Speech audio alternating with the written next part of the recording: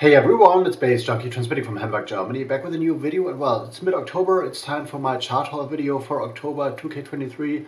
A few records to show you, some you've seen, some you haven't, and probably one I mentioned like earlier as being the most expensive record I ever bought. But this later, let's start out with this one.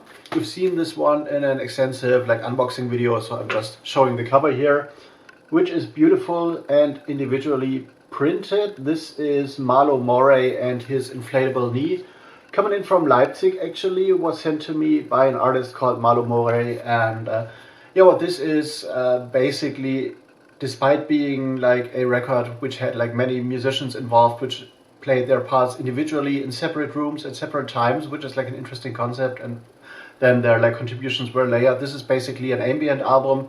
Ambient deep listening, if you know the Greek Sound and Silence label, probably this is what you are getting into. A little bit of rural folk in there, a little bit of pop ambient in there, but beautiful listening stuff. And this comes with a cassette as well, but this works a little different than I thought. So here is the cassette. A little bit tricky about this album is the fact that the tracks are longer than one side of the vinyl.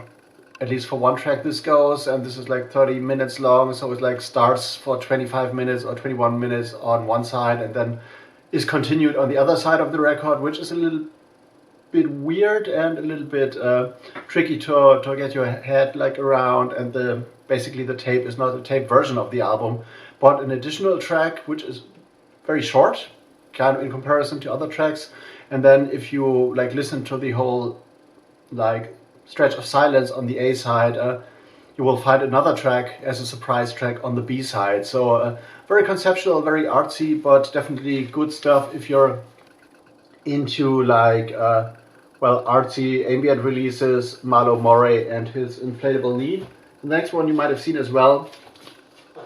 Proper cuts recordings, a super limited laugh cut label run by my mate Sascha Müller, which has his track Logical Mind out.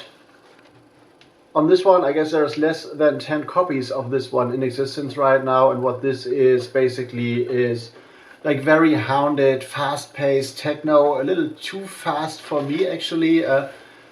It feels like the whole track is well sped up to +8 or +12 beat like percent, like on the Technics turntable, where you can pitch adjust, and I like this one best when I pitch it down to like -6% playtime because it's more groovy. But if you're into like contemporary hard groove, tribal tool techno stuff, this is one you might enjoy as well if you ever see a copy out there. And now something you haven't seen for sure. This is Leaving Time by Christoph de Babylon. This is a beautiful release on Super Hexagon Records. Looks like this on the flip.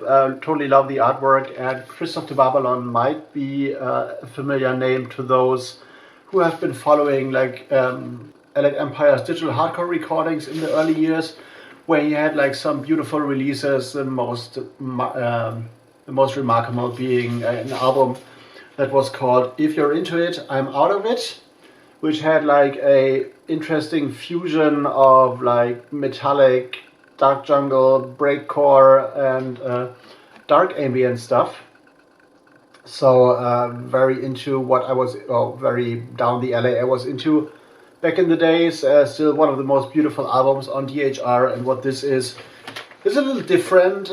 It's still IDM jungle bass music, very sparse, more like not really dubsteppy, but like minimal bass music, a little bit of like IDM jungle, very stripped down jungle, and overwhelmingly bass heavy. So if you're into like big old school jungle bass lines, organic jungle bass lines, and like sine wave bass and all that, which like well, come over you like a big wave at the ocean, this is one to check out. Leaving Time by Christoph de Babylon on Super Hexagon Records came out in the beginning of this year actually.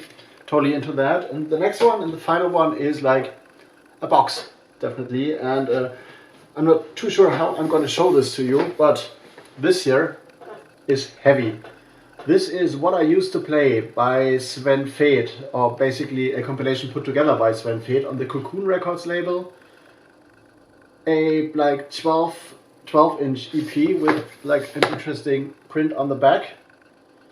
And what this is basically, well, if you are familiar with electronic music or like know about electronic music, you will have heard the name Sven Väth because, well, I'm gonna open the box carefully and put all the records here. And interestingly, still looks the same guy, even though this is comprised of like many photos. And yes, Sven Väth is a legendary figure in the German electronic music scene. Has been DJing since the 80s, has founded the Cocoon Records label like long ago, has been like making some like interesting trance records back in the days, and is one of the most famed DJs in Germany and one of the best paid. And this compilation basically covers what he played when he was starting out. He started out DJing in his parents' like what is called Tanzcafé, like a very cafe, not really discotheque kind of place, like those you have existed in like late 70s and early 80s, and the DJs were still talking about or like between the tracks and stuff, and like had some disco, and now we got some foxtrot, and then we got some like wavy stuff, experimental stuff or whatever. And he put together a compilation of tracks that he, as the title suggests, used to play back in the days. And this is like a foundation of electronic club music, kind of. Well, a lot of interesting tracks here, but I'm going to show you all the 12 singles. And the cover is basically always a photo, one of the photos that is used in the whole cover artwork. Here is the back, and the covers. I'm not going to show you all the labels, but the basic artwork looks like this with all the tracks here. And there's a lot of interesting stuff on here, starting out with like, well, Kraftwerk, Computer World, Houdini's Magic Wands, Rockers Revenge by Walking on Sunshine, which is like a classic Latin freestyle thing. Yeah, most remarkable yellow Bostage on there. It was very young Sven Väth, probably was like 18 or 20 when this photo was shot. And you got his punk face, kind of. With the Residents on there and the both tracks I didn't know. And yeah, what this is for me is like an interesting compilation of like, or collection of historic tracks from a special DJ point of view. But as I gotta say, and this is like a criticism I heard a lot, it's not a super essential compilation if you are, or if you have like been collecting electronic music and industrial for a long time. Clan of Zymox here, Severed Heads here, just because, well, there are a lot of tracks you might know or might already own on other compilations or on 12 inches, and there are not many like real surprises in here. There are a lot of hits on this one. Here, this one is a very good example. We got Ann Clark, Our Darkness, Blue Monday as well. So this is, I've heard this criticism a lot, not a compilation that covers like the most underground of stuff, but on the other hand, well, back in the days there weren't like many or so many electronic records, and a lot of DJs were basically playing the same, or like the early stuff where they were adapting electronic music. So Future, We Are Future, No UFOs, all like known tracks as well. But there are a few interesting things I hadn't like heard of, which goes a lot of, especially for this one, not my favorite of the set, but interesting as well. There are basically only 2 tracks per side, apart from the very long cuts, which are like covering more, or covering like only one track. Like for example, here's like Primal Scream Loaded, which is like covering a whole side of a vinyl. And of course the Sly and Robbie track is a totally unknown track to me, which is more like ravey breakbeat stuff, which I hadn't expected from them. or didn't know they did back in the day, but Sly and Robbie is also a formation I'm not like super familiar with, even though they have been important in, well, the electronic music scene or the dub scene basically. This one is for the clubbers, definitely. Ecstasy Club, Jesus Love the Acid, and For Most Poets, Reasons to be Dismal, a very long mix of that track. Definitely a banger, more like going into like early house music, like late 80s, early 90s. And we got this one as well. There is Bobby Conda's Nervous Acid, Mars, Pump Up the Volume, and for me most importantly Voodoo Ray by a guy called Gerald, which is an essential anthem for me. And well, I guess this is the last one here. No, it's not. Ray's Break for Love, NuBeat Manifesto, Helter Skelter. So this is good stuff. I've listened to this in one session basically after I bought this, or a few days after I bought this, and well, this takes about like 4.5 hours, I guess, roughly, to get through that.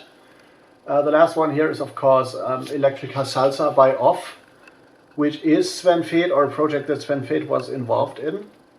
So there's also a 3 CD copy available, which I don't own because I don't need that, but on vinyl this is like a very good like overview rundown of like the history, or part of the history of electronic music. And for those who have been, as I said, collecting electronic music for long, it's not really essential because well, you might know or recognize a lot of tracks from there.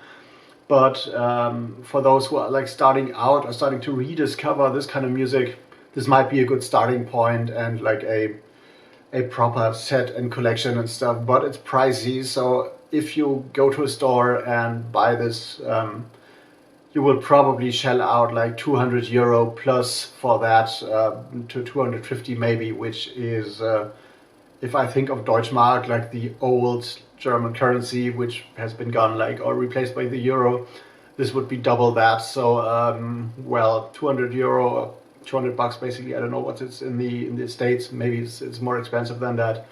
Is quite a hefty price. I didn't pay that, of course, because I work at the distribution place and stuff. So, but still, I paid like a good chunk, 3 digits for sure. But I think it was worth it for me to have this as a collection and like as an overview. And like there are a few tracks I've been missing out on. I won't use those to DJ, but I wanted to have them and probably find me the original 12 inches or single releases of those tracks anyway. So this is it, my chart haul for like October 2K23.